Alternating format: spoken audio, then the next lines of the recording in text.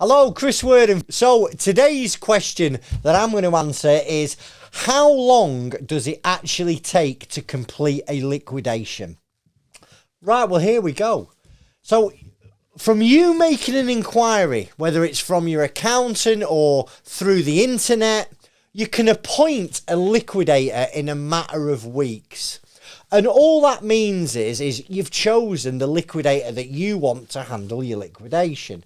Now remember, before you appoint a liquidator, make sure you have the uncomfortable conversations about directors' loans, preference payments, assets that may have been transferred out of the company, any potential misfeasance claims, and always insist you get a written proposal with all the costs outlined.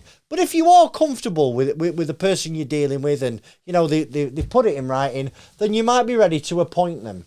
So what happens is you'll get sent a Section 98 letter, you'll sign it, a creditors meeting will be set, and at the creditors meeting, your insolvency practitioner, or liquidator as it's sometimes called, will be appointed. But that's where the hard work starts. That's where their work starts. Your role as a director and your responsibilities of a director are over. So your liquidator is going to deal with your creditors. Your liquidator is going to file all the necessary paperwork. They're going to write to HMRC. They're going to write to Companies House. But they're going to start the investigation of the company failure. So they're going to request bank statements from the bank. They're going to review absolutely everything. You know, they're going to go through all the bank transactions. And they're going to look to you to see if you've behaved properly or if there has been any misconduct. They might write to you 3 months down the line with some queries. It's really important that when you're going through this process of liquidation, that you respond to an insolvency practitioner quickly. Okay? Now, the time between appointing that liquidator and the company being formally dissolved on Companies House, it can take from 6 months at the earliest, 2 years sometimes. Because normally the bigger the liquidation, the longer it takes to actually close the case.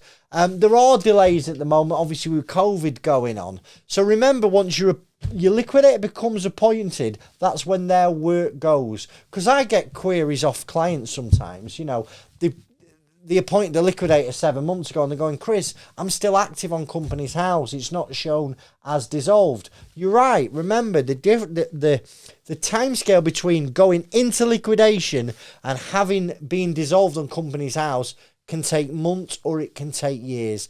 The key is to keep communicating with your insolvency practitioner, give them the information that they require when they require it. Now, I hope this has been helpful. It's one of those questions.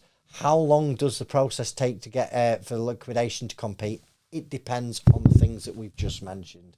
I hope you found it useful. Listen, if you enjoy, like the video, subscribe to the channel, and if you've got any questions about insolvency that are burning your head out, let us know and we might do a video on them. Thanks for your time. See you soon. Goodbye.